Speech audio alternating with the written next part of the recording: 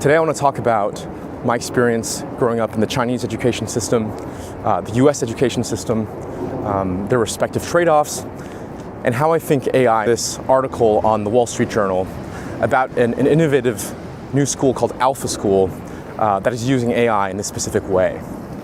And so, as I've gotten to know the leaders and the founders at Alpha quite a bit, the stats that they're sharing with me is just incredible. They're just blowing it out of the water in terms of standardized testing. They produce more students who ace the Texas STAR exam, the standardized test exam, out of 250 students than entire school districts of 100,000 students. And the craziest part about all of this is that their kids only spent about 2 hours a day doing coursework with their AI system. And so I wanted to share this story because, as you guys know, I'm doing an interview series on the philosophy of AI. There's a lot of doomerism about humans being made obsolete with AI systems. But I think this is a very real and positive case where education is also going to be made a lot better. And so, the way we beat AI, so to speak, is by being trained by AI.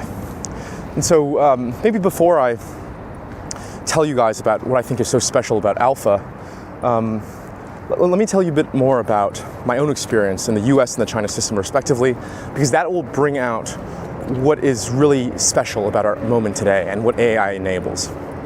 So I was born in Beijing, and I went to local school there all the way until I was 15, so that's grade 8, and it was brutal. It was the modern Spartan agoge, but for the mind.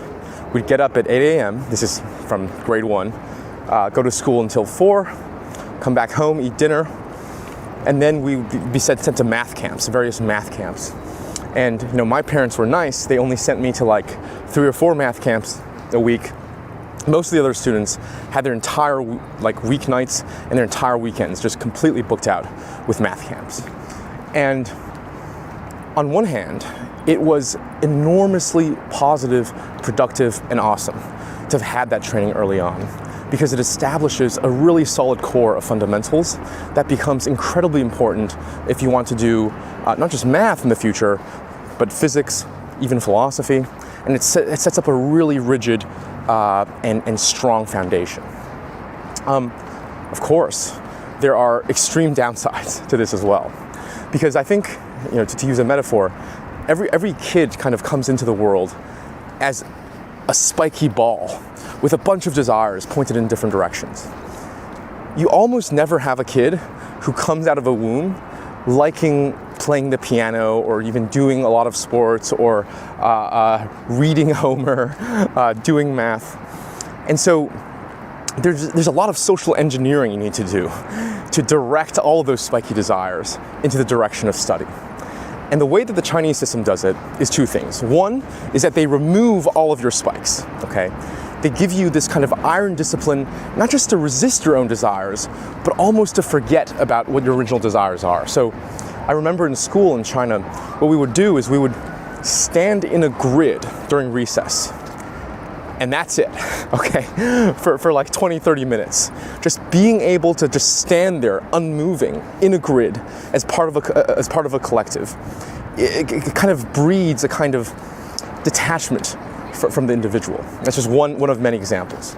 But it's not just enough to get rid of the kid's desires, right? The spiky ball of desires. You also need to add a positive force. And the way that the Chinese system does this is through the mimetic forces, the social forces, and primarily shame. Shame and honor. And so another quick story, in 7th grade, in middle school, we had 400 kids in our grade. Every month we would do a standardized test across the grade. And we would go into an assembly with all 400 students. Each of us will be ranked by our score. We would be called up on stage individually based on the ranking of our score. All of our raw scores will be displayed on a projector behind us in front of all 400 kids, and that was the exercise, okay? And so now, the challenge here is that once you remove the individual, once you dissolve the individual, and once you fully make the individual responsible to these social mimetic forces. That's fine if you're trying to produce, I think, a 75th percentile, 80th percentile talent who just needs to follow the rules. But when you're trying to produce world-class talent that is capable of originality, innovation, being a strong leader, this system no longer works as well. And I think this actually has to relate to why the Chinese economy itself is not as innovative as it could be. I think it's actually a lot more innovative than people give it credit for, but the reason it's not even more innovative is partially due to this education system that kind of is about dissolving the individual. Because what innovation is almost, in a very arrogant way, ignoring the demands and the signals from the group and bravely establishing your own path. And of course, like I said, the Chinese system is supposed to make you almost even forget about your own desires. Like when I came to the West, there was a lot of adjustment I had to do, not just about being able to bravely follow what I really wanted to do, but even to tap in, to figure out what I wanted to do in the first place. Because the discipline I was given was so strong that I almost ignored what my own desires were. Okay, and so that's the kind of Chinese system. The American system is the exact opposite, right? I went to high school in Canada, close enough, and children there in the schooling system are given loads of freedom, right? Not just in time, but in resources, they get to choose what classes they want to take from a young age, and there's a lot of potentiality there. Now the issue is the exact opposite, which is that it doesn't, and what this reminds me of is Tocqueville in Democracy in America says that democracies and free societies only function with a specific type of disciplined and responsible character. And that might seem counterintuitive because you might think what freedom is being able to do whatever the hell you please, is not having to be constrained to be a certain type of character. But Tocqueville says no, that the only way a free society works is if you have a, loosely speaking, disciplined, responsible population there. And there's an equivalent in the schooling system where I felt my Chinese discipline that I got from the education system there was the perfect preparation for me to succeed in the American system of freedom. Because when you don't have that, when your spiky ball is not pruned at all, funnily enough, I think you again fall into the mimetic and the social forces. But in the case of America, it's even stupider than the mimetic and social forces of China. There, the mimetic forces are pointed towards doing well in math. It's pointed towards, athletic achievement. But in America, a lot of it, especially in more maybe urban communities, it's more, who can shotgun a beer the fastest or something like that. And so the difference between the two systems, I think China is all actuality. It gives you this amazing foundation, is all potentiality. You have a lot of freedom to be able to do great things, but very little actuality, but very little of the necessary preparation and training that someone actually needs in order to really wield that successfully. And so in some sense, these two education systems are equally tragic. One, right, gives you the ability to do great things without the kind of freedom, and one gives you the freedom to do great things without the ability. And so I think AI is opening up a new frontier here, and it's able to democratize what was previously reserved for an aristocratic tutorial kinds of education to the masses. And here I think Alpha School is a good example. So what Alpha School does is that it's able to synthesize the best of both worlds and make a Pareto efficient leap by using AI to delineate what were previously the two functions of the teacher. One function of the teacher is to impart the knowledge, the facts themselves. Another part of the teacher, however, is as teacher as motivator. What Alpha does, and what AI makes possible now, is to do the first part even better than human teachers, because it's able to tailor specific programs for the student themselves.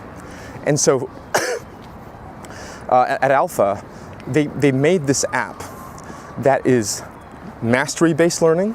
So you learn at the pace that you are comfortable with. You only proceed to the next chapter after you master the previous chapter, instead of an entire class all proceeding in one speed. And so this gives the kind of Chinese actuality, the Chinese kind of foundational, fundamental training.